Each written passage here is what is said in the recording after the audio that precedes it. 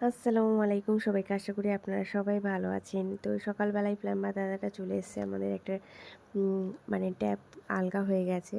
আর সেই সাথে ট্যাঙ্ক দুটোও পরিষ্কার করে দেবেন। তো দাদাটার সাথে যে ছেলে ছিল, বাচ্চা ছেলেটা, ওর মা ওদের 2 ভাইকে রেখে দিয়ে চলে গেছে। শুনে আমার কথাটা খুবই খারাপ লাগলো। আর একটু ওদের জন্য কষ্টও লাগছিল।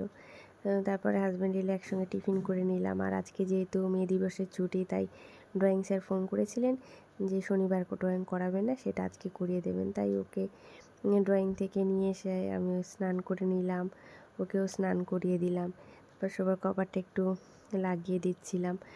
আর ওই ছেলেটার মা যে ওদেরকে রেখে দিয়ে চলে গেছে, সেইটা আমাকে আমার কাজে যে সহযোগিতা করে যে দিদি, সেই দিদিই আমাকে বলল। কারণ ওদের বাড়ির কাছেই দিদির বাড়ি।